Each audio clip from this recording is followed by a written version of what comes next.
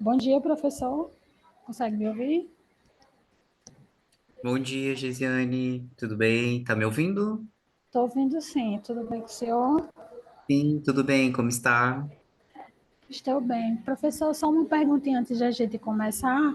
O senhor prefere seguir é, apresentando cada vídeo, depois os 8 minutos de discussão e, por final, a discussão geral, ou o senhor prefere apresentar Pode ser naquela sequência dos todos os vídeos. vídeos e depois fazer uma discussão ampla? Eu acho que está Pode. seguindo. Então, a gente vai apresentar o vídeo. Pode falar, Isso. desculpe. Eu acho que seria interessante seguir aquela sequência dos vídeos, Pronto, perfeito. tá? Aí eu verifiquei que tem um vídeo que tem uns 10 minutos. E assim, a gente recebeu a orientação que os vídeos a gente só transmitisse até os 8 minutos. Só que a gente tem um trabalho a menos que a gente ganharia um tempo. Sim. Aí o senhor e também os demais colegas é, a, aceitam ou acham melhor apresentar o vídeo na íntegra ou a gente vai até os 8 minutos e para o vídeo começa a discussão. Acho que seria interessante, como tem um trabalho a menos, deixar, né? Continuar os 12 minutos, eu vi o vídeo. Pronto, perfeito, professor. Acho que o pessoal está chegando, né? Isso ainda é 8 e Espera um 27 pouquinho. Bom dia, Tiago, Sérgio. Bom dia, professor.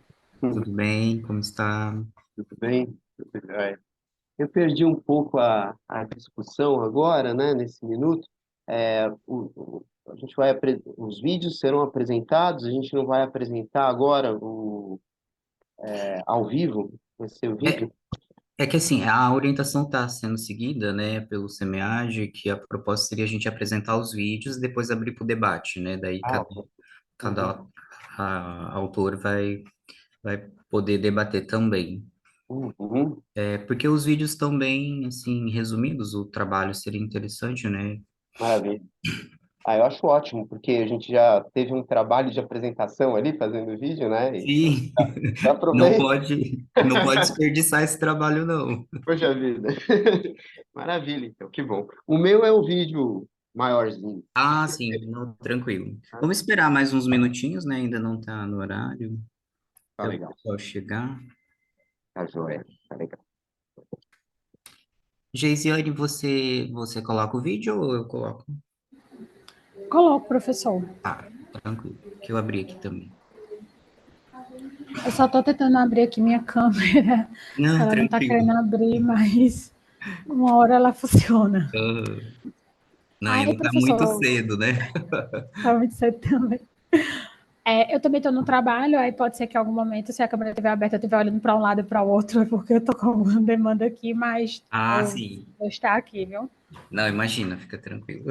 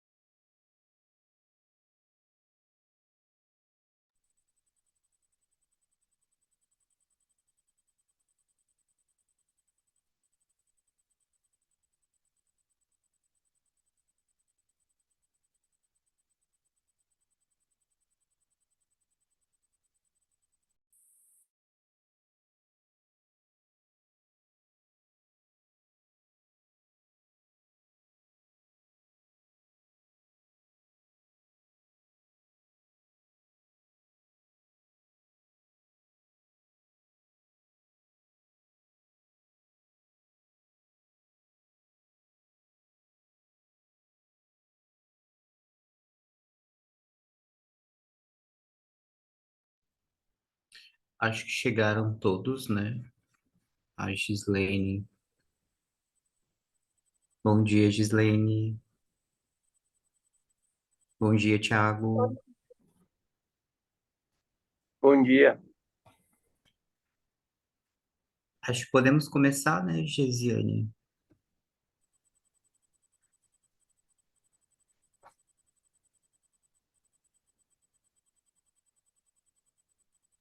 Geisiane? Deixa eu escrever aqui no chat.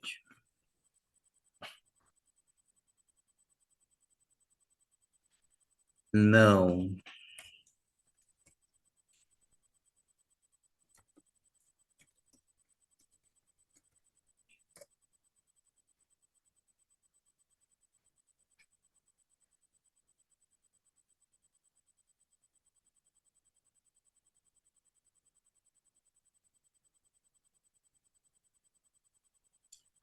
Bom, pessoal, vamos dar início à nossa sessão. Primeiramente, sejam bem-vindos na apresentação dos artigos. Eu sou o Wagner, eu sou da Universidade Federal de Santa Catarina, de Florianópolis, sou doutorando em administração e estou aqui para fazer a mediação da mesa e também que possamos ter trocas aí bastante valiosas. Seguindo o cronograma lá das apresentações, nós vamos apresentar os vídeos e na sequência nós abrimos para o debate. Agora chegou o Consegue me ouvir seu. agora, professor? Sim, É, a internet não está contribuindo, mas quando o senhor quiser, eu já começo a compartilhar os vídeos. tá. Não, só estou fazendo a apresentação inicial e a Gesiane está aqui também como líder da nossa mesa e, e vamos ter aí algumas trocas aí bastante valiosas com a apresentação e aí a gente abre para o debate. A Gesiane vai começar a iniciar a apresentação dos vídeos e se tiver algum problema, alguma intercorrência, pode escrever aqui no chat que a gente vai acompanhando. Perfeito, eu vou compartilhar o vídeo agora. O primeiro é a percepção de segurança dos acadêmicos, segundo a ordem que eu tenho aqui, de uma universidade federal. Aí eu vou compartilhar ele agora.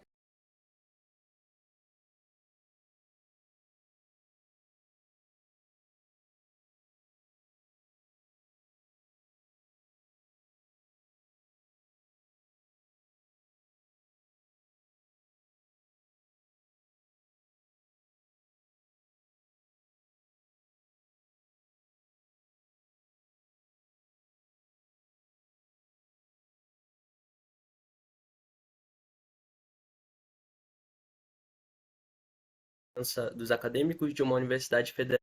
Olá, eu me chamo Tiago. Nessa oportunidade, venho trazer a apresentação do artigo intitulado Percepção de Segurança dos Acadêmicos de uma Universidade Federal da Amazônia Oriental. Análise sobre a ótica da qualidade.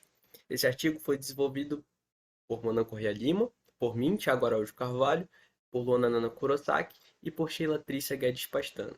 Esse artigo trata de um tema bastante relevante no cenário regional, um tema atual que é a segurança de alunos em um espaço de educação, algo que está bastante em voga no contexto nacional. Nesse sentido, nós pesquisamos sobre a percepção de segurança ou insegurança no campus Marco Zero da Unifap, localizado na região amazônica, norte do Brasil. De acordo com essa contextualização, os discentes lidam com a sensação de insegurança decorrente de problemas no ambiente interno e no entorno do campus. E esses fatores, que afetam a percepção de segurança, causam mudança de hábitos e efeitos nocivos à saúde mental dos alunos, conforme esses autores que nós colocamos aqui na contextualização. Neste estudo, será empregada a análise de Pareto para avaliar esses fatores, evidenciando pontos de ação prioritários. A problemática do nosso artigo se baseia na seguinte questão norteadora: quais fatores afetam a percepção de segurança dos estudantes do campus Marco Zero da Unifap? Como objetivo geral, nós temos analisar os fatores que interferem na percepção de segurança dos acadêmicos. E como objetivos específicos, nós temos mapear esses fatores, analisar como esses fatores afetam a percepção de segurança e também propor alternativas para auxiliar as ações de controle desses fatores. Em seguida, na contextualização teórica deste artigo, nós trouxemos um trecho sobre ensino superior no Brasil. É válido mencionar que a Constituição Federal de 88 determina que a educação é um direito fundamental. Venturini et al. Colocam que a gestão universitária deve ser enérgica frente aos desafios. Já Eist e Galcaro dizem que a universidade deve atuar como exemplo e influenciar a sociedade em suas ações. A segurança pública nas universidades federais foi o próximo tópico pontuado no nosso referencial teórico. Dois autores aqui, Bufa e Pinto, dizem que a segregação de espaços, a distância física em um campus universitário causa insegurança. Já Rodrigues e Mello, em sua pesquisa, foi notada uma visível falta de segurança dos universitários. Por consequência, a necessidade de criação de uma política de segurança no campus da UFTM, Universidade Federal do Triângulo Mineiro. E ao lado, a imagem da reportagem do G1 Amapá, que fala da falta de iluminação no campus da Unifap. Como falado anteriormente, neste artigo nós aplicamos a gestão da qualidade por meio da ferramenta diagrama de Pareto. A qualidade é o ato de corrigir possíveis problemas e suas causas ao longo de todos os fatores relacionados. Já a análise de Pareto é uma ferramenta que viabiliza a divisão de um enorme problema em causas menores, que possuem maior praticidade na resolução. E aqui, com base nessa figura, nós trouxemos o princípio 80-20, onde 20% das causas ocasionam 80% dos problemas. No percurso metodológico do trabalho, ressaltamos que essa pesquisa foi aplicada no campus Marco Zero da Universidade Federal do Amapá. A Unifap está em atividade há mais de 30 anos, oferta mais de 40 cursos de graduação e pós-graduação e conta atualmente com mais de 10 mil discentes vinculados. A nossa pesquisa, quanto à abordagem, ela pode ser definida como qualitativa, e quanto aos objetivos, exploratória e descritiva, e quanto à natureza, ela pode ser definida como uma pesquisa aplicada. Para a seleção dos participantes, nós definimos dois critérios: a localização geográfica e o horário de estudo do discente. Primeiramente, nós vamos entender esse passo a passo. Inicialmente, nós fizemos a divisão do campus em 4 áreas, conforme essa figura ao lado. Depois, nós fizemos a seleção de 1 a 3 alunos por área, conforme a amostragem de bola de neve e o período de estudo. Assim, chegou-se ao número de 8 estudantes do período diurno e 8 estudantes do período noturno para a realização dos grupos focais. Os grupos focais foram realizados em março de 2023 pela plataforma Google Meet, que tiveram a duração aproximada de 1h30. Primeiro iniciamos com uma apresentação, depois expomos as regras, depois fomos para a fase das entrevistas com 7 perguntas. O método de análise de conteúdo foi utilizado nessa parte de análise de dados. Primeiro nós fizemos a organização e transcrição, passamos por pré-análise, exploração do material, tratamento, para que assim nós alcançássemos a aplicação do diagrama de Pareto. Entrando na parte de análise dos resultados da pesquisa, nós vamos trazer 2 relatos de alunos para uma melhor compreensão da abordagem realizada. O entrevistado J, ao responder a pergunta 3, eu vou fazer a leitura, abre aspas, ele disse: "Foi um furto que eu sofri no bloco de ambientais. Eu deixei a bicicleta trancada no bloco, entrou uma pessoa e furtou. Fui atrás para ver se consegui mais e apesar de ter o sistema de câmera em todo o campus, algumas câmeras não estavam ligadas." E aqui a gente faz uma referência a Rodrigues e Mello, que eles também identificaram essa falta de segurança no campus da UFTM, também sendo identificado no campus da Unifap. Já o entrevistado K, na pergunta J, disse, abre aspas, "Os acadêmicos de civil estão em uma área isolada dos demais blocos da instituição, até o momento, enquanto os demais blocos de ciências humanas estão sendo construídos. Então percorremos um caminho escuro e deserto." Também aqui nós fazemos uma referência aos autores Buff e Pinto, que colocamos no referencial teórico, que falam justamente dessa segregação, dessa distância física entre os blocos. E aqui causa insegurança. Para chegarmos aos dados finais, como falamos na metodologia, todos esses dados da coleta foram categorizados e contabilizados, conforme a frequência e dimensões de fatores. Isso possibilitou a geração desse gráfico de Pareto, que traz 9 fatores, e aqui nós colocamos destaque para 3. O primeiro, a vigilância e o monitoramento no campus, foi pontuado como fator relevante, segurança no entorno do campus e a infraestrutura deficitária do campus. E nós podemos chamar a atenção também, porque aqui 33,3% das causas, 3 fatores de 9, ocasionam 78,2% dos problemas ou das reclamações do discente. Então, são essas ações que merecem uma atenção maior para a gestão da universidade. Como considerações finais, nós entendemos que o trabalho teve seu objetivo atendido, trazendo uma série de contribuições para a gestão universitária e para o contexto científico amazônico. Deixamos como sugestões para pesquisas futuras a abordagem de outros grupos focais, de professores ou também de técnicos administrativos. Assim, nós encerramos essa apresentação agradecendo e exibindo as referências utilizadas nesse material. Obrigado.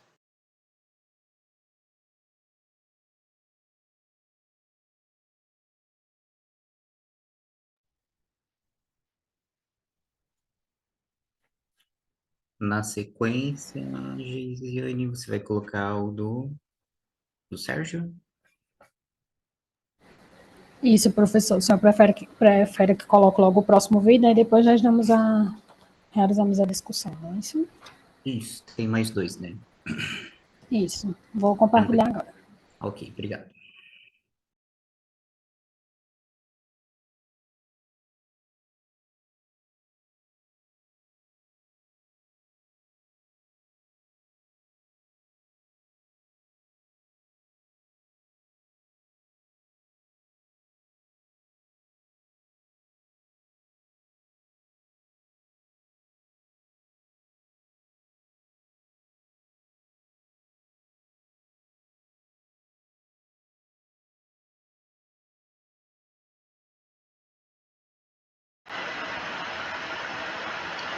Bom dia a todos, eu sou o Sérgio Krakowiak, em conjunto com meu coautor, Renato Seixas, escrevi esse artigo chamado Controle Social dos Gastos Públicos, o efeito da fiscalização de observatórios sociais sobre as despesas municipais no Brasil. Bom, para a gente começar a tratar desse assunto, primeiro é preciso definir alguns termos. E o primeiro é o de controle social, que é um monitoramento da administração pública pela sociedade civil organizada. O segundo é o de observatórios sociais.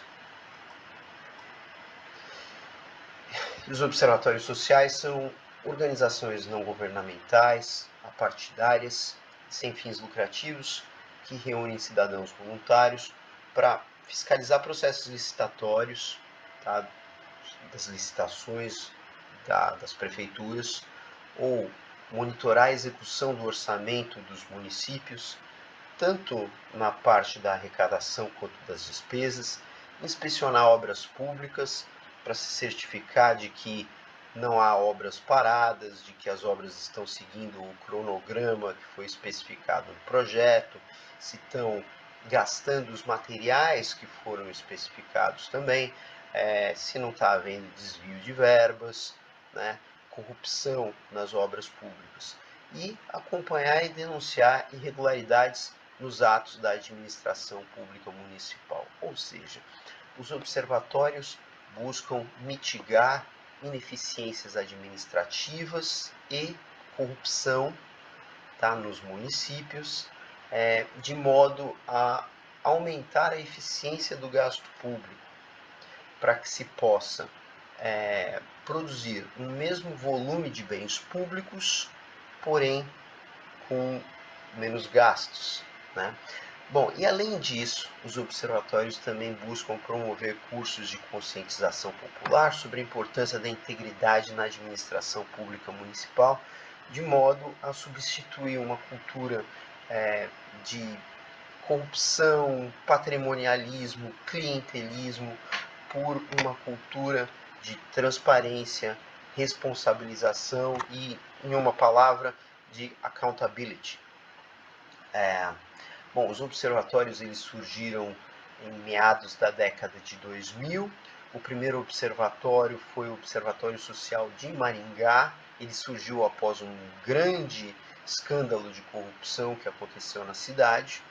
E aos poucos a ideia foi se proliferando, né, e novos municípios decidiram fundar os seus próprios observatórios também. E lá por 2008, decidiu-se criar uma organização que integrasse em rede esses diversos observatórios, e essa entidade acabou crescendo, se tornou uma entidade nacional, que hoje está presente em cerca de 160 municípios, espalhado por 17 estados da federação.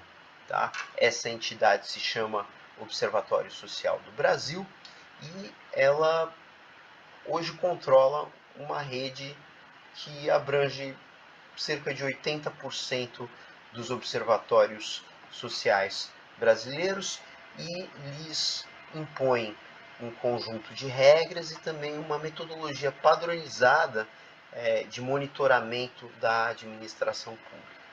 Então, o nosso problema de pesquisa é saber, investigar qual é o efeito dos observatórios sociais nas despesas públicas municipais. Tá? Ou seja, o objetivo central é testar a hipótese de que o controle social dos observatórios melhora a condição fiscal municipal, elevando a eficiência dos gastos e, dessa forma, reduzindo significativamente as despesas dos municípios tratados em relação a um grupo de controle sem tratamento. Além disso, nós também temos alguns objetivos secundários. O primeiro deles é avaliar se os observatórios são especialmente efetivos em municípios de pequeno porte, com menos de 50 mil habitantes.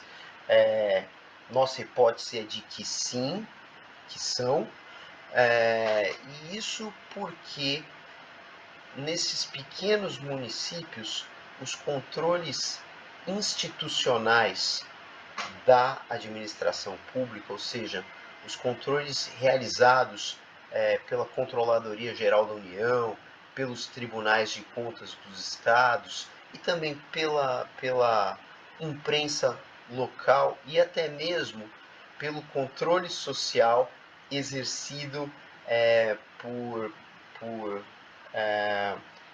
conselhos de políticas públicas, são muito precários, de modo que qualquer acréscimo de controle deve gerar um incremento bastante grande de eficiência aos gastos públicos e, com isso, deve baixar muito os gastos públicos. Tá? Deve racionalizar bastante a atividade pública. A segunda hipótese, ou melhor, o segundo objetivo é testar se há diferenciais de efetividade entre os observatórios da rede Observatório Social do Brasil e os observatórios que atuam de forma autônoma. E, por fim, avaliar se existe heterogeneidade na efetividade dos observatórios nos diferentes estados e regiões da federação, de modo a, caso existam, entender por que em algumas regiões os observatórios são mais efetivos e o que se pode fazer para que essa efetividade se torne alta e homogênea em todo o Brasil. Tá? Bom, para avaliar se os observatórios de fato são capazes de aumentar a eficiência dos gastos públicos e, portanto, baixar as despesas per capita municipais no período pós-intervenção, nós utilizamos um modelo chamado Two-Way Fixed Effects, que é um modelo dinâmico de diferenças e indiferenças que permite avaliar o efeito de um tratamento, mesmo quando as unidades são tratadas em diferentes momentos do tempo, em diferentes anos, que é justamente o que acontece nos municípios que fundam observatórios. Cada um vai sendo tratado em diferente ano, há diferença de tempo de tratamento entre eles, mas esse modelo dá conta de avaliar os efeitos desse tipo de política, desse tratamento, mesmo com essa característica. Bom, então no nosso modelo nós temos uma variável dependente, uma variável de resposta y e t, né? Na verdade não é uma só, são 15 despesas que nós avaliamos em cada município I, em cada ano T.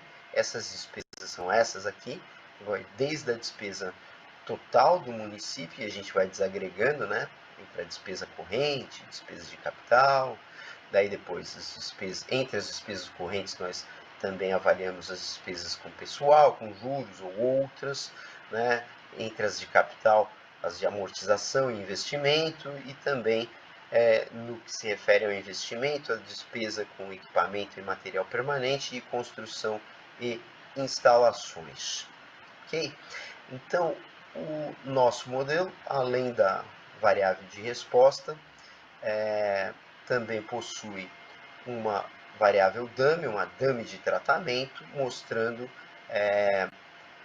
os municípios que são tratados com observatório social, que recebem o valor 1, e os que não são tratados recebem o valor 0, né? Então, uma dummy para cada município I em cada ano T, tá?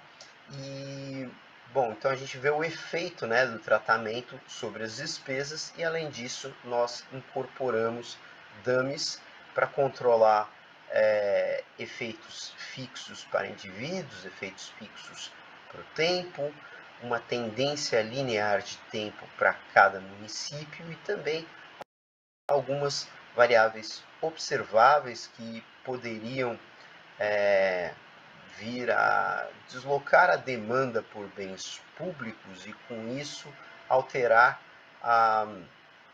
as despesas, né? Então, nós controlamos para esses efeitos também, e o conjunto de variáveis de controle usadas são o PIB per capita municipal, os percentuais da agricultura, indústria e serviços no valor adicionado do município, e também o partido político do prefeito. Bom, é isso. Então, nós, utilizando esse modelo, né, chegamos a diversas conclusões. Eu não vou entrar nisso aqui agora, eu não vou dar tamanho spoiler, né? A gente vai tratar disso no dia da apresentação, mas eu já posso adiantar que os resultados sugerem que os observatórios sociais brasileiros são efetivos na redução das despesas per capita municipais. Eles de fato conseguem melhorar a eficiência do gasto público por controlar corrupção e ineficiências administrativas. Essa efetividade, ao menos parcialmente, aumenta em municípios de pequeno porte. Não encontramos evidências de que os observatórios da Rede Observatório Social do Brasil, né, que observatórios que atuam em rede sejam mais efetivos do que os demais, e também encontramos uma forte heterogeneidade entre estados na efetividade dos observatórios. Bom, então é isso aí, né, gente? Essa é a prévia do nosso artigo, e eu espero encontrá-los no dia da apresentação. Muito obrigado, um abraço e até lá.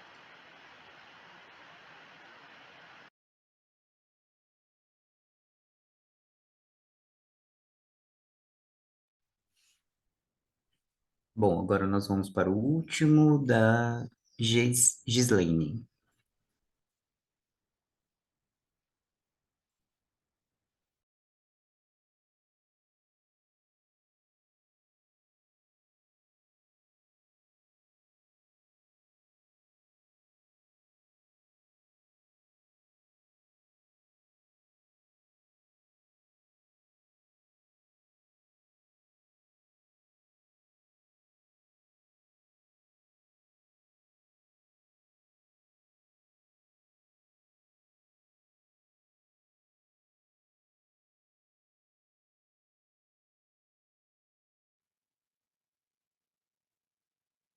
Nosso trabalho é intitulado Orçamento Participativo e a Formação de Esferas Públicas, de autoria minha, Gislaine do Carmo, José Roberto Pereira e Vânia Aparecida Rezende. Introdução. O orçamento participativo surgiu a partir da mudança da lógica top-down de política para uma perspectiva bottom-up, ao integrar aqueles sujeitos que tradicionalmente seriam excluídos das decisões e comprometem os seus destinos sociais. Diante do caráter deliberativo que permeia o ambiente democrático, pode-se extrair a seguinte consideração: o orçamento participativo, ao constituir um instrumento da administração pública que promove a participação dos cidadãos comuns nos processos decisórios referentes ao orçamento local, se beneficia das discussões em torno das problematizações que surgem no mundo da vida, as quais se consubstanciam na formação das esferas públicas. Portanto, a nossa questão de pesquisa foi: como o orçamento participativo contribui para a formação de esferas públicas capazes de influenciar decisões políticas no sistema? Nosso objetivo do ensaio teórico foi descrever o papel do orçamento participativo na formação das esferas públicas. Orçamento participativo, aspectos históricos e formativos. O orçamento participativo abriga desde gestos simbólicos participativos, que geram impacto transformador reduzido, até grandes iniciativas de mudança estrutural no sistema de governo dos municípios. A experiência precursora de orçamento participativo é registrada em Porto Alegre, no estado do Rio Grande do Sul, Brasil, no ano de 1989, sendo expandida 20 anos mais tarde para cerca de 1.500 municípios no mundo todo. Cabanes e Lipietes, 2018, mencionam que os orçamentos participativos ocorrem desde megacidades e capitais até municípios intermediários e periféricos. Os autores afirmam que, apesar da disseminação mundial do orçamento participativo, há consideráveis diferenças regionais que impactam a sua efetividade e resultados. A América Latina, por exemplo, se destaca na porcentagem de residentes que vivem nas cidades onde formas de orçamento participativo são aplicadas. O orçamento participativo se destaca sobretudo no nível municipal, por sua capacidade de direcionar mudanças sociais através da democratização de processos governamentais. Aproximações teóricas entre orçamento participativo e democracia deliberativa. O orçamento participativo apresenta caráter deliberativo, ou pelo menos deveria apresentar. Como afirmam Cabanes e Lipietes, 2018, a lógica política do orçamento participativo pressupõe a abertura dos processos de tomada de decisão aos cidadãos, muito além da consulta, de modo que eles participem ativamente no desenvolvimento dos espaços. Chambers, 2009, afirma que a deliberação transfere o centro da democracia do voto para a discussão nas esferas públicas. Deliberação consiste no debate e na discussão, com o objetivo de produzir opiniões racionais e esclarecidas, em um contexto onde os indivíduos são chamados para a revisão de suas preferências, agora com base na discussão, a qual permite novas informações e demandas que os demais membros da sociedade civil possam trazer. O orçamento participativo contribui com a democracia deliberativa, ao traduzir em linguagem técnica e racional as demandas oriundas da democracia de base, que podem ser consideradas de forma transparente, permitindo aos cidadãos apresentar suas necessidades. Esferas públicas, relação entre o mundo da vida e sistema. Habermas, 2012, apresenta um conceito dinâmico e interativo de sociedade ao considerar os conceitos mundo da vida e sistema. O mundo da vida é o pano de fundo inconsciente, onde acontece o agir comunicativo, intersubjetivo e racional. É o mundo da liberdade, dos atos de fala sem coação. O sistema, por sua vez, é definido como uma estrutura desconectada do mundo da vida, mas que compõe simultaneamente a sociedade. No sistema, a ação não busca o entendimento, mas pretende alcançar um fim específico, a partir da aplicação efetiva dos meios adequados. As esferas públicas surgem com a missão de proteger e garantir a autonomia do mundo da vida, diante da ação administrativa do sistema, e a função de integração social que se traduz na solidariedade proveniente da cooperação. As esferas públicas compreendem a formação da opinião pública. São arenas onde as identidades sociais são formadas e realizadas. Para Habermas, 2011, elas envolvem uma rede que possibilita a comunicação de conteúdos, posicionamentos e opiniões. Orçamento participativo no contexto das esferas públicas, influenciando as decisões políticas no sistema. A relação entre orçamento participativo e esferas públicas pode ser construída a partir de 6 premissas. Primeiro, as discussões sobre temas-problemas e suas prioridades engendradas no mundo da vida influenciam o sistema a partir da formação de esferas públicas, que, formalizadas no orçamento participativo, modificam o orçamento público em nível local, como mostra a figura, a interação entre o mundo da vida e sistema, compondo a sociedade, com a interseção entre as esferas públicas, que influenciam o consenso, a deliberação e, posteriormente, as decisões políticas que compõem o orçamento participativo. Segunda premissa, as esferas públicas enquanto categoria normativa central do processo deliberativo, no qual estão situadas as práticas de orçamento participativo, contribuem para o fortalecimento da democracia. Terceira premissa, nas esferas públicas formadas para a discussão de questões orçamentárias, todos são considerados aptos a participar. Todos são capazes de comunicação linguística e, por isso, podem contribuir com a sua participação. Quarta premissa, o orçamento participativo possibilita que os públicos fracos participem dos debates públicos em torno de decisões distributivas dos recursos orçamentários, reforçando princípios de justiça social. Quinta premissa, o caráter educativo do orçamento participativo estimula a reflexividade dos cidadãos e auxilia na construção de argumentos bem fundamentados, que, consequentemente, podem ser justificados discursivamente. Sexta premissa, a função de controle social do orçamento participativo se materializa na pressão exercida pelas esferas públicas e reivindica princípios de responsabilidade política, boa governança e transparência. Conclusão, esse ensaio teórico teve como objetivo descrever o papel do orçamento participativo na formação das esferas públicas. A partir da apresentação de 6 premissas, foi possível descrever como o orçamento participativo, em um contexto democrático, possibilita a criação de esferas públicas, cujos canais comunicativos debatem temas e problemas de cunho orçamentário que afetam a comunidade. Tais debates se efetivam no mundo da vida, baseiam-se em argumentações fundamentadas e válidas e caminham para a tomada de decisão resultante do consenso. A partir daí, as decisões políticas do governo local acerca das prioridades e projetos orçamentários são influenciados pelos posicionamentos finais decorrentes daquela participação nas esferas públicas, e que, por meio do orçamento participativo, passam a ser institucionalizados. O ensaio contribui para reforçar o potencial que o uso do orçamento participativo apresenta para a gestão pública local, e como ele pode expandir as esferas públicas formadas acerca de temas e problemas orçamentários, ao melhorar a qualidade argumentativa e a inclusão ampla dos cidadãos, com suas capacidades de participação. Aqui algumas referências bibliográficas. Obrigada.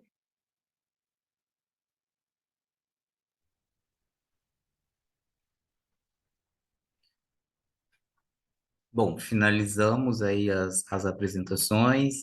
Primeiramente, parabéns para os autores, as autoras, que trouxeram, assim, importantes contribuições. A ideia aqui é a gente trazer algumas provocações, né, para o debate e que seja, não que não fique só em uma fala, né? Então, eu pensei, Geisiane, da gente primeiro trazer os autores, né, para trazer acrescentar alguma questão além da apresentação, e que daí a gente possa abrir para o diálogo, né? E acho que eu também tenho algumas questões aqui para falar dos trabalhos, mas daí seria interessante a gente ouvir primeiro, né, os autores, e aí a gente e também vamos participar daí do diálogo, né? O primeiro trabalho foi do Tiago. Pode falar, Tiago. Bom dia a todos. Vocês me Bom ouvem? dia. Sim, perfeito. Perfeitamente. Primeiramente, agradecer a oportunidade, a presença de todos e a atenção, né, ao acompanhar a apresentação. Eu acho que para incluir informações seriam principalmente que esse trabalho da percepção de segurança dos acadêmicos, eu falo do estado do Amapá, extremo norte aqui do Brasil. Esse trabalho ele foi desenvolvido durante um projeto de pesquisa que o governo do estado solicitou para a Unifap uma parceria, para a Universidade Federal, para a elaboração do Plano de Segurança do Estado. Tem uma legislação nacional que solicita que todos os estados façam seu plano de segurança. E aí, por meio dessa parceria, nós fizemos um grupo de pesquisa na Unifap, com professores e discentes, e nós fomos atrás de entender a segurança em todo o Estado. E esse artigo é uma parte dessa pesquisa, ao entender a percepção de segurança dos discentes dentro da Unifap, dentro do campus Marco Zero, que fica na capital do estado do Amapá, em Macapá. Então, seria uma coisa a acrescentar. E a outra, que acho que pelo tempo ficou um pouco corrido na apresentação, seriam para falar daqueles pontos que foram identificados no diagrama de Pareto, que ficou parecido, né, com o diagrama 80-20. 20% das causas ocasionam 80% dos problemas. E foi muito falado sobre essa questão da falta de vigilância e monitoramento no campus, principalmente a partir do controle de acesso, porque todo mundo pode entrar, sair. O déficit no número de vigilantes de patrimônio, aqueles vigilantes que ficam ali para cuidar do patrimônio, as pessoas, quando eles vêm, mesmo sendo vigilantes de patrimônio, eles se sentem seguros, né? E em alguns lugares não tem tantos vigilantes de patrimônio. E também a falta de um sistema eficiente de monitoramento de câmeras, mesmo como foi citado até na fala lá do entrevistado que foi colocado. Também a infraestrutura deficitária, como é um campus antigo, os alunos falaram muito que a falta de infraestrutura afeta também a percepção de segurança. Eles se sentem com problemas com relação a isso, porque às vezes, como não tem uma estrutura em um bloco, o aluno tem que sair do bloco para ir em outro para acessar aquela estrutura, aquele laboratório ou aquele espaço que ele precisa.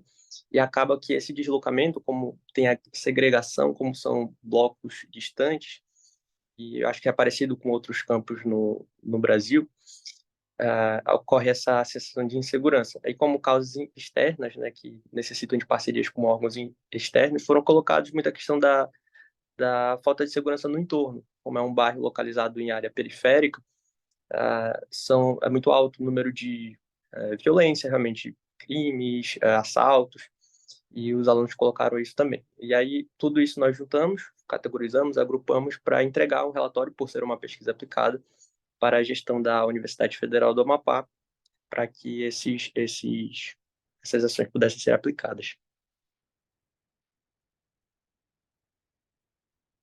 Certo.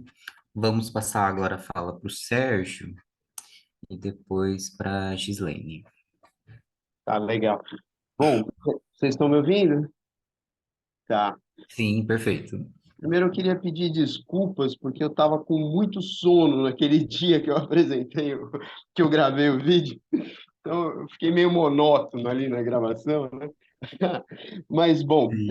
esse artigo aí, ele se refere ao primeiro capítulo da minha tese, que eu defendi há exatamente um mês atrás, né? E é um programa muito bacana, esse Observatório Social do Brasil, né? Ele parte do princípio de que a sociedade civil organizada, ela pode, com o monitoramento do setor público, melhorar a condição fiscal dos municípios, né? Consegue melhorar a eficiência do gasto público, consegue melhorar o provimento dos serviços, consegue melhorar a vida das pessoas, porque, afinal de contas, é no município que a vida acontece, né? Lá é a ponta das políticas públicas e é onde a gente tem populações mais vulneráveis, né? Em alguns municípios, na verdade, na grande maioria, o percentual de populações vulneráveis que dependem do Estado é muito grande. Então, assim, ele surgiu ali no meados de 2000, após um grande escândalo de corrupção em Maringá, que envolveu o Alberto Youssef, né? Personagem bastante conhecido da gente. Foram desviados 150 milhões de reais a valores da época, tem que trazer para presente ainda isso. Então, um escândalo, né? E após o início desse programa, a corrupção e ineficiência administrativa no município caiu muito. Maringá hoje é um município muito bem administrado, e esse movimento tem se alastrado pelo Brasil, é, e é muito, muito benéfico, né? O que a gente pôde constatar ali nos resultados da pesquisa que eu não apresentei, que a gente usou métodos muito avançados de econometria, né? E com dados para o Brasil inteiro, para todos os municípios do Brasil, de 15 despesas per capita, 9 caem significativamente ao nível de 5%, tá? Tem uma que cai também significativamente, porém só ao nível de 10%, e as outras são não significativas. Nenhuma sobe, né? Quer dizer, de fato, o controle social dos gastos públicos ele tem um efeito de melhorar, né, a eficiência do gasto, e daí faz com que você consiga realizar a mesma produção de bens e serviços públicos com menos gasto, ou o que é o mesmo, né, entregar mais serviços públicos e de mais qualidade com o mesmo gasto, certo? Basicamente, eficiência, né, do setor público. Então, é isso. Depois desse primeiro artigo, eu escrevi outros dois, né, para entregar a tese em 3 artigos. Em todos nós conseguimos mostrar a efetividade dos observatórios sociais. Então, talvez esse seja o caminho para o Brasil, né? A corrupção ela é difícil de controlar nos níveis mais agregados, no nível federal, nos níveis estaduais, mas ali na ponta, onde o cidadão municipal está bem perto ali do prefeito, está bem perto do secretário, né? Que pode pegar no pé, ali é o ponto, né? Então, é isso. Os resultados são muito promissores e a gente fica otimista de ver que, olha, existem alternativas, existem estratégias, o Brasil tem jeito. Show, parabéns. É, Gislaine, Bom dia a bom todos. dia. Parabenizar o trabalho dos colegas, ótimos. E queria contextualizar um pouco, então, o trabalho, né? Esse artigo ele foi realizado dentro de uma disciplina do doutorado sobre organização e gestão de sociedade. E eu me detive, né, os artigos das disciplinas que eu fiz nesse primeiro semestre do doutorado foram voltados para o orçamento participativo. Inclusive, apresentei ontem, né? A professora Gessiane também estava participando, foi sobre a metassíntese do orçamento participativo. E eu estudei gestão social, né, no meu mestrado, e aí dentro desse projeto maior eu identifiquei alguns métodos e técnicas participativas que podem ser aproximadas da gestão social, né, gestão social aí como uma forma de oposição à gestão estratégica mais voltada para o mercado, que tem como objetivo aí o bem comum da sociedade, a partir da participação de cidadãos comuns ali, né, e a gente vem justamente rebater esse argumento de que a população ali, né, que está na base, nas populações periféricas, não consegue participar, mas a gente vem justamente ao contrário falar que sim, elas podem participar, uma vez que elas são capazes ali de comunicação, elas podem sim, e principalmente, né, para elas terem ali uma motivação maior e estarem situadas ali onde de fato ocorrem os problemas na comunidade, né? Então, o orçamento participativo a gente trouxe aí nessa perspectiva de que ele vai ajudar na formação dessas esferas públicas, né, ali do conceito de Habermas de mundo da vida, sistema sendo representado ali pelo mercado, né, pelo Estado, e o mundo da vida como o ambiente comum mesmo ele que o Habermas define, onde vão ocorrer justamente os debates sobre os temas, problemas que ocorrem ali na comunidade. Então, a gente identifica justamente as esferas públicas como o orçamento participativo, na verdade, né, como uma instância ali que possibilita a formação dessas esferas públicas para influenciar as decisões do sistema. No caso específico ali, as decisões relativas às tomadas de decisão, né, relacionadas ao orçamento da sociedade, que vai ter como objetivo ali também intermediário, né, o controle social, como o trabalho do Sérgio ali foi comentado também. É isso.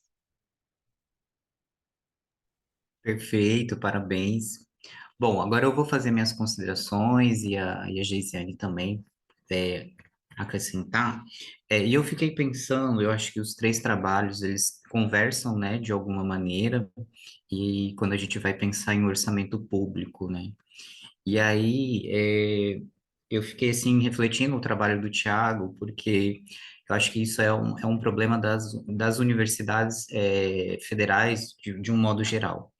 Por exemplo, eu sou da Universidade Federal de Santa Catarina e a gente convive com esse problema no cotidiano também. Além dos vários problemas de infraestrutura, em vários locais da universidade, também a redução de professores. Nós temos uma questão que o Tiago talvez levantou, e para a gente pensar, quando a gente pensa em segurança pública, né, e segurança da universidade, eu acho que tem talvez um pensamento que precisa ser mudado, porque a segurança ela está muito voltada para o patrimônio, né, material, do que propriamente a segurança, né, dos alunos, dos professores e da comunidade universitária. Recentemente, mês passado, se vocês pesquisarem no Google mesmo, teve um aluno do curso de medicina que ele foi sequestrado no campus da UFSC. E, assim, a Polícia Militar tratou como um caso isolado, né? E isso é tão preocupante porque expõe, né, a um problema muito maior por trás da universidade, né? Que é a questão da segurança, né, física, né, de toda a comunidade. E aí, o que faz a gente refletir, né, para que caminho vai esse orçamento público, né? Se a gente pensar que a educação, ela foi sucateada, né? E eu tenho pensado nesse sentido, assim, que quando a gente compara, né, com as universidades aí privadas, né, as faculdades privadas, né, há um orçamento aí meio que oculto, né, que foi destinado às privadas e as públicas estão, né, no sucateamento, né, da educação de um modo geral. Inclusive na UFSC, na gestão do governo passado, né, a pós-graduação aqui já teve várias reuniões que poderiam ser privatizadas. Então, assim, há um assombro, né, que decorre tanto do orçamento público, né, que é destinado às verbas para as universidades públicas, né, e tanto um problema de infraestrutura, né, que isso é muito preocupante, é alarmante da gente se sentir inseguro dentro da própria universidade. E esse assombro é um convívio diário, né? E eu compartilho isso porque eu faço doutorado aqui, então a gente fica numa sala onde tem os professores e em certos períodos não tem quase ninguém, né? Então, você vive com esse medo, né? De estar exposto a riscos, enfim, né? Acho que o campus, como o Tiago bem falou, né, do Amapá, é muito similar que outros campos, né? A UFSC também é um campus aberto e também há uma segregação do espaço público, né, desse espaço, né, dentro da universidade, que os setores são bem segregados, e só que essa segregação, se a gente for pensar, né, ela é uma segregação já histórica, né, das universidades federais que foram construídas, né, na época da ditadura militar. Então, isso também tem um contexto por trás, né, e que não, né, hoje a gente se depara aí com vários problemas também diante disso, né, da própria infraestrutura da universidade. E aí eu fiquei pensando, Tiago, dentro dessa questão, né, que decorre aí de um orçamento público e que a gente também enfrenta esses problemas diários na universidade, né, eu acho que tem talvez um caminho muito possível que é a conscientização também, né, dos próprios alunos, né. Por exemplo, ontem eu estava no restaurante universitário e estava tendo uma manifestação dos estudantes falando justamente sobre o orçamento público da UFSC, que já tinha, que durou até outubro. Então, aí isso vai afetar várias questões da universidade, né? Enquanto distribuição de recursos. E eu achei bem interessante que foi um movimento que aconteceu na graduação do departamento de física. E o pessoal foi se manifestar no horário que o pessoal estava almoçando, eu achei bem interessante. E eles até fizeram, até vou até mostrar aqui para vocês, eles fizeram um encartezinho falando das reivindicações, e justamente, Tiago, estava falando sobre a segurança física da própria universidade. E aí você vê que não é só um problema nosso aqui, né? Se tu for pensar de sul a norte, nordeste, né?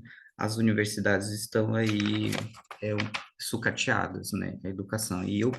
E aí eu fiquei, assim, refletindo como que esse problema, ele é sério, né?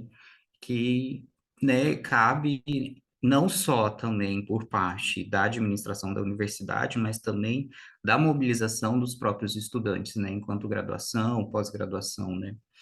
É, bom, segundo trabalho do Sérgio, eu achei bem interessante, Sérgio, que você traz a importância dos observatórios, né, sociais, e que faz pensar que ele não só tem um papel fiscalizatório, né, mas também como um agente de mudança, né, porque eu sou da cidade, eu tô aqui em Florianópolis, mas eu sou do Paraná, Londrina, próximo de Maringá, e Londrina também, após Maringá ter instalado o observatório, Londrina também tem um observatório bem forte, e que, se eu não me engano, foi o Departamento de Direito da Universidade Estadual de Londrina que criou o observatório de Londrina. Então, é bem importante, eu acho que, trazer essa questão dos observatórios, porque, por exemplo, aqui em Florianópolis, nós temos também um observatório, de inovação social, que é muito interessante pensar como eles têm trazido novas práticas para olhar para a própria gestão pública, né? Que, se a gente for pensar, há um déficit, né, muito grande da gestão pública, né? Que eu acho que a própria máquina da administração pública não dá conta desse déficit, né, de gestão. E talvez, eu fico pensando que os observatórios, eles têm um papel muito grande, né, na sociedade civil enquanto agentes de mudanças, né? E que é um trabalho bem interessante de observar, não no sentido só fiscalizatório, né? Que, lógico, eu acho que, por exemplo, Maringá e tanto Londrina nascem, acho que quase muitos próximos, porque a questão da fiscalização pública, né? É, a gente viu aí vários problemas aí em gestões passadas, né? Então, eu acho que você frisa muito bem essa importância, né, de trazer o observatório para esse espaço público e pensar aquilo que você disse, que a comunidade, ela também tem um poder decisório ali, né, quando a gente pensa, e talvez, né, como comunidade, talvez arriscar uma ideia muito reduzida de um Estado mínimo, né, de direitos, né, e que talvez é aquilo que vai conversar com o trabalho da Gislaine, né, sobre o orçamento participativo, que eu vejo que é um grande agente de mudança também da sociedade, a forma como a gente pensa o Estado, né, talvez cabe essas reflexões também, que para tirar esse status quo de Estado, né, que a gente tem e que simplifica muito as ações públicas, né? Porque há um distanciamento do próprio contexto social e Estado, né? Eu acho que essa dicotomia entre Estado e sociedade, ela é um pouco perversa, assim, a forma como a gente vê o Estado, né? E também como a gente vê várias questões aí, né? Não só da administração, do orçamento público, mas eu acho que isso deságua em várias questões da sociedade, tanto nas desigualdades sociais, enfim, que a gente tem, né? Que é bem complexo de se trazer, mas está em relação, né? O orçamento público, né? A administração pública, ela está em relação a todo momento com o contexto social, né? Não tem como a gente deixar o Estado como excludente, né?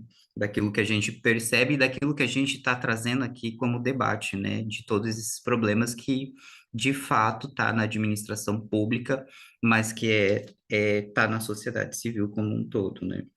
E aí, Gislaine, eu fiquei pensando, bem, primeiro, parabéns, que o Habermas é um pensador bem desafiador, né? Inclusive, tô com a Agir Comunicativa aqui, daí estava dando uma esfolhada, e eu acho que o Habermas, ele tem uma proposta bem interessante, né, para a administração pública, e talvez aquele quadro exemplifica muito, né, as ações, né, porque não são ações excludentes tanto do Estado, da sociedade, do mercado, né, elas estão em circulares, justamente aquele quadro comprova isso, né, que a sociedade civil, ela está ali no eixo, né, e há um movimento circular, tanto do Estado, do mercado, né, eu acho que isso faz pensar que não se exclui, né, todas essas relações e também toda essa questão do orçamento participativo que eu vejo que é um grande agente de mudança mesmo e também de comportamentos, né, da própria sociedade. E aí, eu fiquei pensando, você já terminou a tese, como você falou, né? Não, eu estou no início do Ah, você doutorado. está no início, e você vai trabalhar com o Habermas. Sim, provavelmente. Ah, É, sim, faço estudo de orientadora e eu preciso trabalhar com show. ele. Sim, vai ser um belo trabalho. E você já tá direcionado o seu objeto de pesquisa? Então, provavelmente eu vou trabalhar com participação social na etapa de formação da agenda de Ah, políticas públicas. sim, interessante. O Habermas cabe muito bem nessa colocação mesmo, porque ele traz uma mudança, né, também de pensar a administração pública, né, e que também vai trazer a questão do agir comunicativo aí como uma forma de trazer essa questão do orçamento público como também uma forma de os atores interagir, né, nessa administração que ainda a gente tem uma sociedade muito isolada, né, do próprio Estado. Então, essas são as minhas colocações. Eu, assim, muito parabéns os três trabalhos. Eu acho que tem uma riqueza muito grande para a gente pensar a administração pública no nosso país, né? Que há um déficit muito grande e também eu acho que a administração pública ela ela é muito importante porque vai trazer essas precariedades, né, que nós temos na ineficiência da gestão pública, mas também propondo alternativas, né? Eu acho que o momento que a gente vive no nosso país, né, de todo esse contexto, né, político aí bem agravado, eu acho que nos cabe também, enquanto pesquisador, né, não só propor, mas também refletir, né, em muitas questões, né. Eu acho que são um trabalho muito rico, porque você traz uma percepção, né, não só daquele contexto, né, de cada trabalho, mas de pensar, talvez, numa esfera maior, né, da administração pública, que há caminhos possíveis de fazer uma gestão, né? Eu acho que o desafio é esse da própria universidade e a própria, às vezes, universidade também se isola do Estado, né? Então, eu acho que a proposta do Habermas talvez é muito interessante para pensar o Estado, né? Como um eixo circular mesmo entre mercado, entre sociedade, né? Então, trouxeram colocações, assim, bastante ricas, né? E bastante reflexiva e várias questões, assim, bem pontuais, né? Daquilo que a gente está vivendo, esses dilemas, né? E muito curioso circular entre os três trabalhos, né? Tem uma teoria, tem um empirismo, né? E cada um tem o seu contexto, né? Geisiane, você quer acrescentar algo ou a gente vai abrir? Eu quero dar os parabéns aos trabalhos, eu realmente gostei muito. O trabalho do Tiago, ele me deixou bem quieta, porque a gente só teve acesso ao resumo, eu fiquei pensando, meu Deus, como eu queria ver esses dados, então assim, eu já reservei aqui para verificar futuramente quando ele fizer essa publicação. Mas quando o senhor estava falando, professor, eu estava me colocando como aluna daqui, outro contexto, outro estado, né? Eu estou aqui na Paraíba e eu fiz minha graduação na Universidade Estadual. E esses mesmos problemas acontecem lá e a gente passa por isso até hoje, né? Tivemos alguns problemas, assim, principalmente questão de investimento na educação lá é bem grave e também até hoje, mas assim teve um período, acho que uns 6 anos atrás, que a segurança também lá era bem precária, era um problema muito grande. E, assim, na verdade, lá, com o engajamento dos estudantes também, de professores, foram buscando melhorias, né, para a segurança dos alunos. Então, assim, eu achei esse ponto bem interessante, porque a universidade, ela é bem grande, não comparada com outros centros, mas, assim, ela é bem aberta do espaço, então todo mundo tem acesso, não tem esse controle de quem entra, quem está fluindo ali naquele ambiente. Então, eu vejo, assim, que comparado a um tempo atrás e hoje, tinha até muito assalto a banco, porque tinha agência, então a gente chegava, todo dia, quase toda semana, quando eu chegava na universidade, estava a parede da agência derrubada, porque eles explodiam, para vocês verem como era bem caótico, né? Então, realmente, os alunos, professores, diretores de centro se engajaram e hoje em dia a realidade é bem diferente. Também a segurança, mesmo até hoje, ela é muito relacionada ao patrimonial. Então, assim, quem estuda lá, professores também, ainda estão à mercê da insegurança, né? Falando a respeito de todos os trabalhos, assim, eu achei bem interessante, porque todos trazem a necessidade da participação e o engajamento da sociedade, né? Ou seja, nós sejamos cidadãos ativos e procuremos nossos direitos.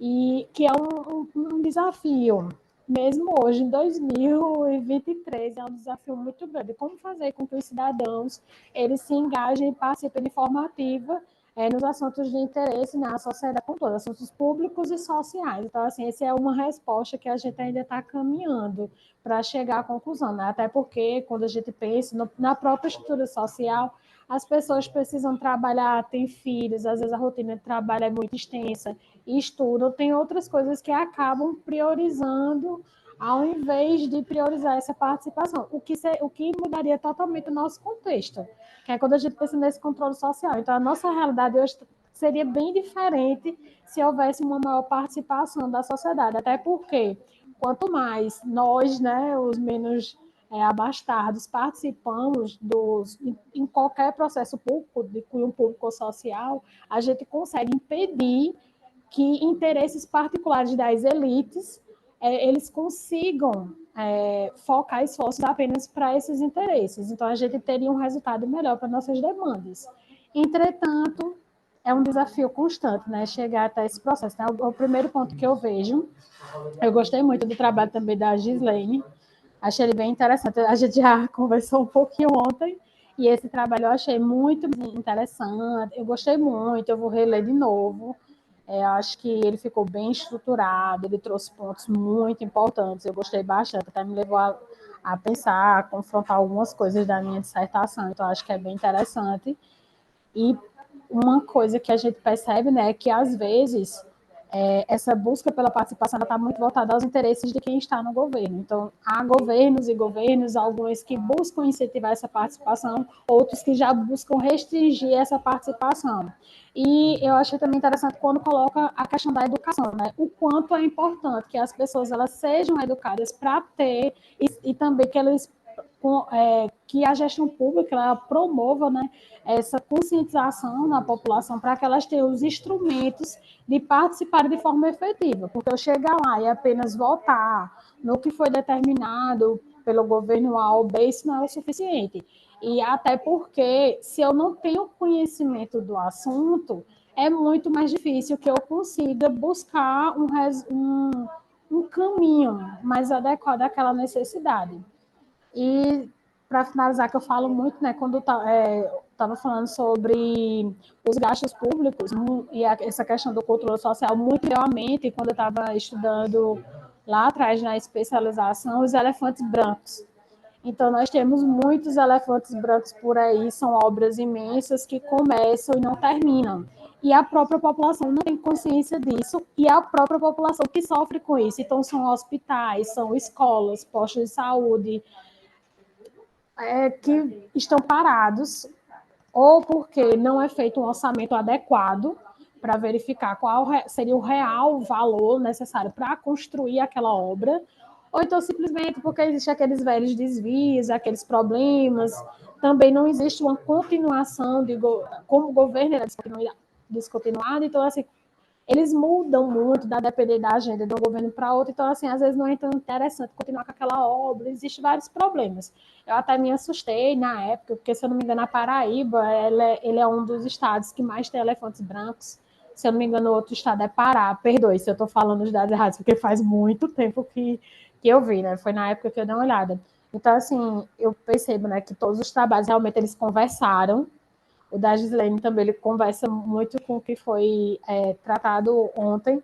E mais uma vez, parabéns mesmo por todas as colocações. Eu acho que foram trabalhos bem ricos e ficaram mais ricos ainda com o que o professor Wagner pontuou, né, com as melhorias que vocês possam, porventura, aplicar.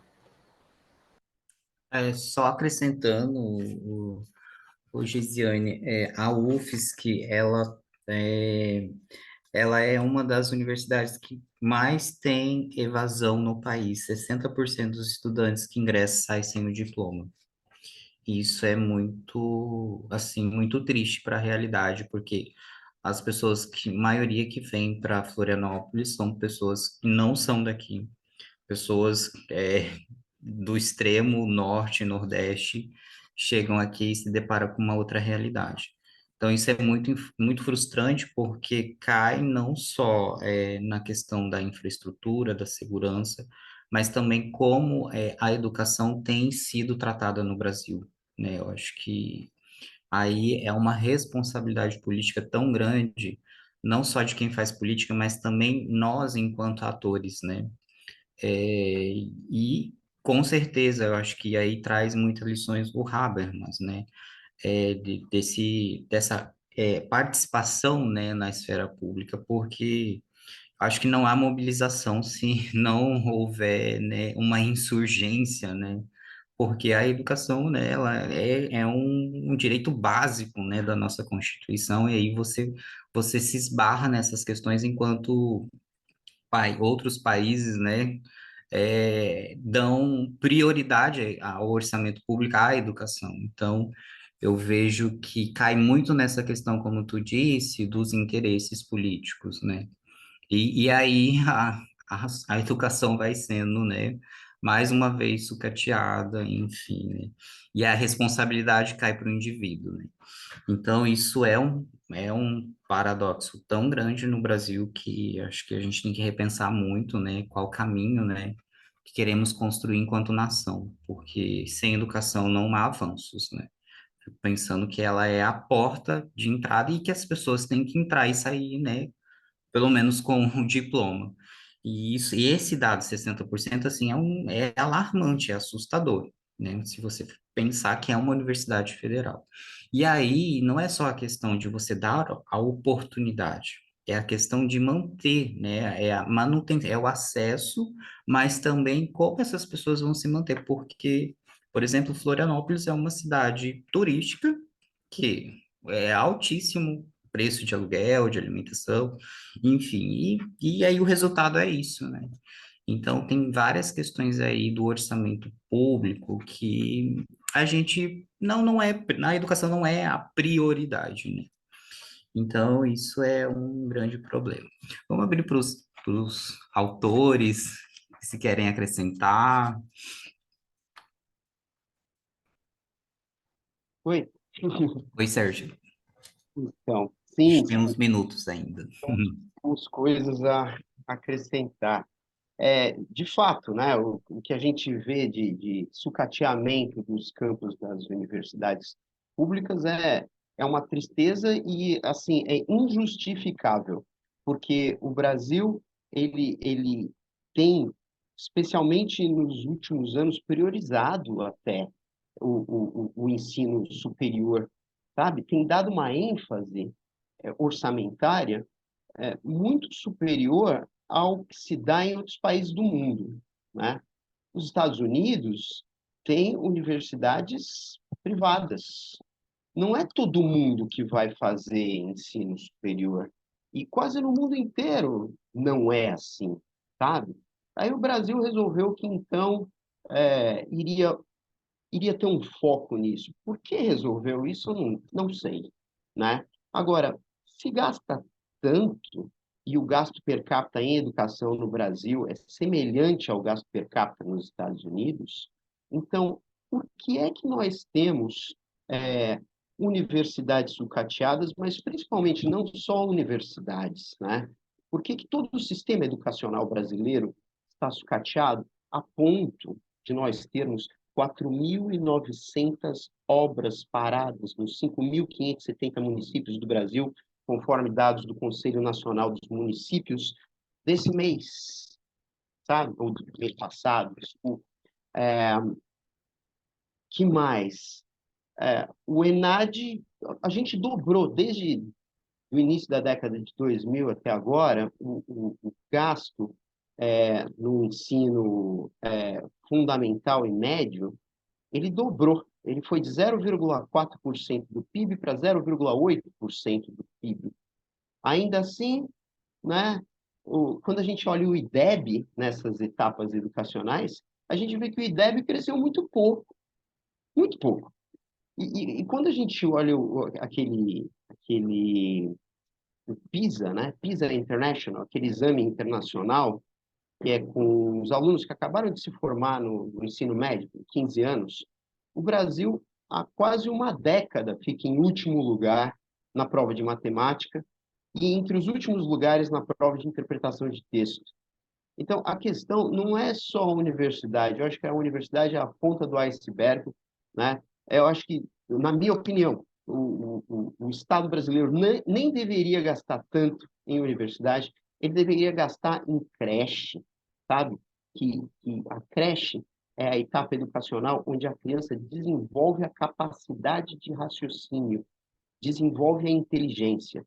Dos 3 aos 5 anos, é ali que se constroem as competências da inteligência, da capacidade de aprender, né?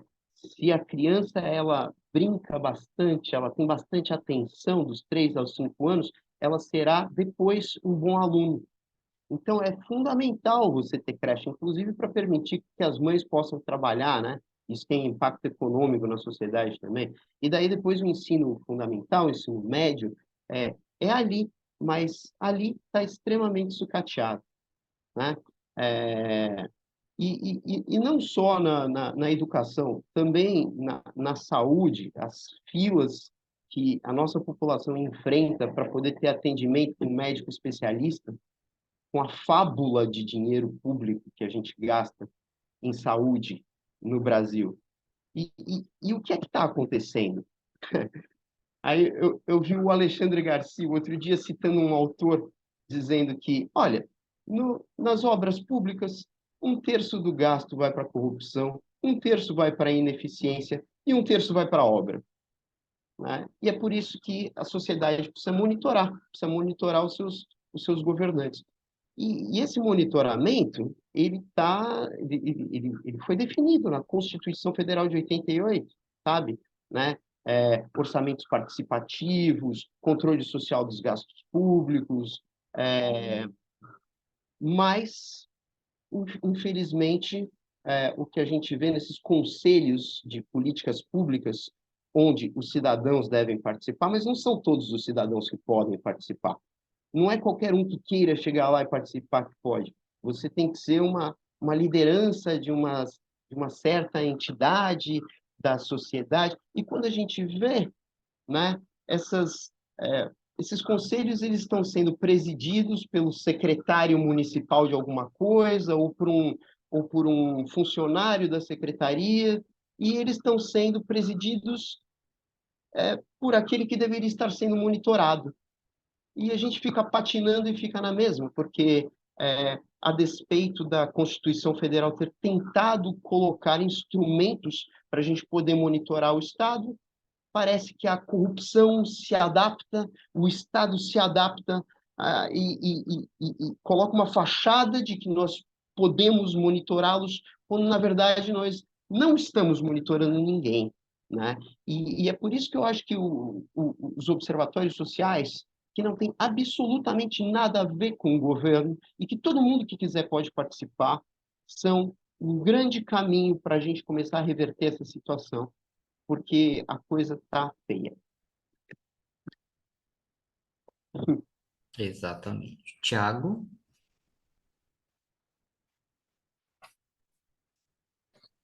Perfeito.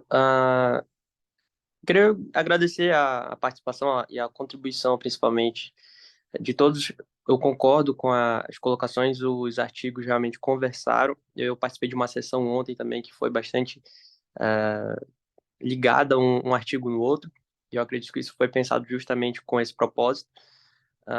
E todas as contribuições foram muito valiosas, os caminhos pontuados, né? Por exemplo, o caminho colocado para a conscientização dos alunos, essa questão dos seguranças de patrimônio, da participação social, são contribuições valiosas que vão ajudar na construção do trabalho e que já ajudaram, na verdade.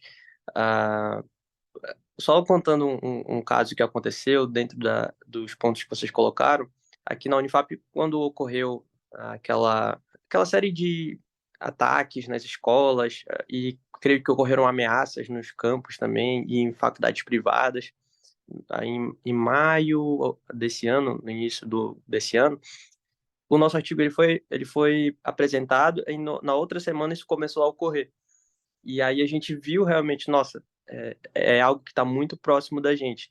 E a gente tem que buscar soluções e saídas para que isso melhore. E aí, inclusive, os gestores da universidade local, eles procuraram a Polícia Federal, demonstrando a falta do conhecimento, né? Porque isso poderia também ser resolvido com a Polícia Militar, com polícias civis, inclusive, para investigação. E eles acabavam também não tendo esse conhecimento da legislação, né? De exemplos que a Polícia Militar também pode estar dentro da universidade para participar de investigações, Polícia Civil, e a gente pontuou isso no trabalho também, utilizando exemplos de outras universidades que colocaram.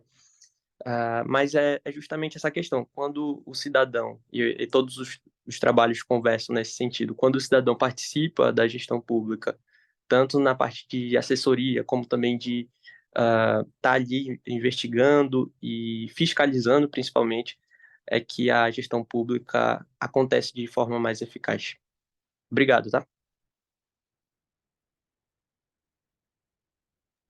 A gente que agradece, Thiago. É... Gislene, quer acrescentar algo?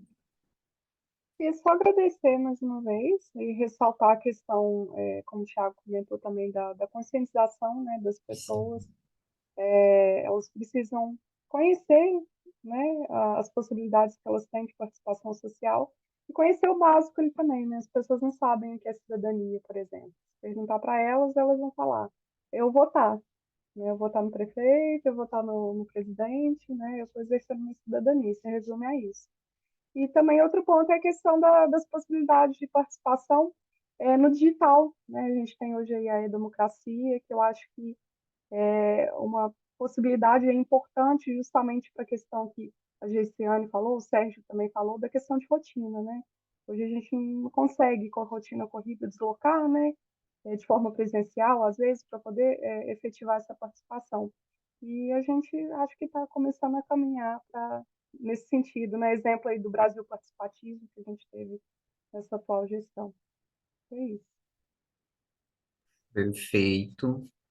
Bom, Geisiane, acrescentar algo? Já estamos quase no fim da nossa sessão. Não, professor, Né? particularmente me deu satisfeita. Então, ótimo. Pessoal, eu queria mais uma vez agradecer as contribuições, os trabalhos. Eu acho que é um exercício muito rico a gente estar aqui fazendo essas trocas e discutindo questões bem importantes para o nosso país e para a educação brasileira. E então eu vou encerrar a sessão, né? A gente cumpriu o prazo, né? Eu acho que justamente teve um trabalho a menos nessa sessão. Eu acho que também oportunizou a gente Uhum. trazer todos os diálogos, né? E os vídeos completos. Então, eu agradeço mais uma vez e estou à disposição e que os trabalhos vão ser publicados, né, nos anais. E é isso. Então, desejo bons estudos, boas pesquisas, né, e que continuamos nesse caminho de também mostrar a nossa realidade, né? Podemos É, encerrar. só para finalizar, gente, eu peço que vocês, por gentileza, assinem, aliás, preenchem o forms, que é para a avaliação da sessão, tá certo? Muito obrigada. Até mais, gente. Foi um prazer. Tenha um ótimo dia. Ótimo Prazer. dia também. Tchau. Tchau. Tchau, tchau. Obrigado. Tchau. Tchau. Muito obrigada. Tchau.